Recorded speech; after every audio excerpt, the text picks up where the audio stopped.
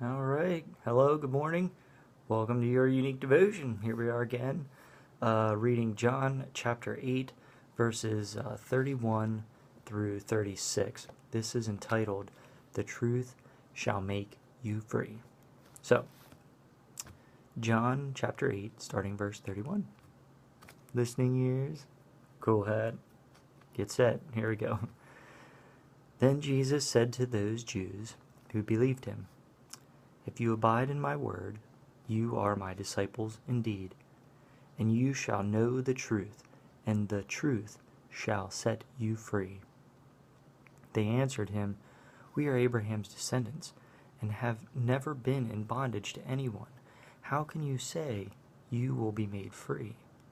Jesus answered them, "Most assuredly I say to you, whoever commits a sin is a slave of sin. And a slave does not abide in the house forever, but a son abides forever.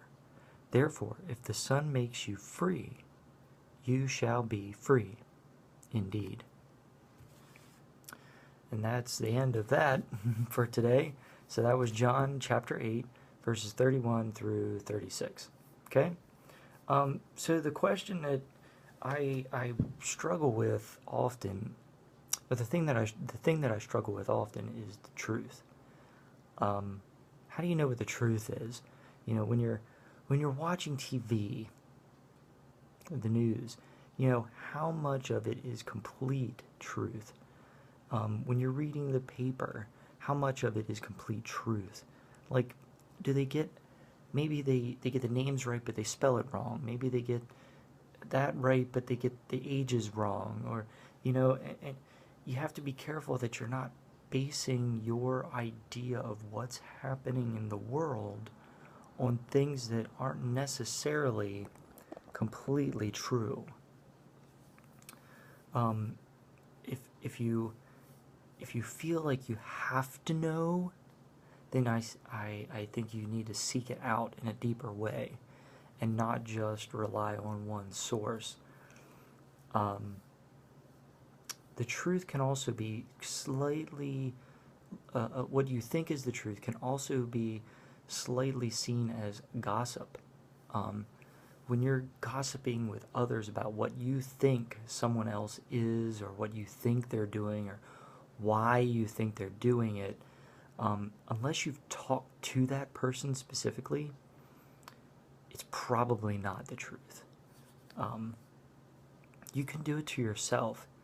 Instead of approaching someone and asking them what's going on, or what they need, or what they're doing, or why they're doing it, you start to sort of fill in the blanks with what makes sense to you, but it doesn't necessarily mean it's true. You could be right, but you won't know that unless you ask, unless you seek it out for yourself.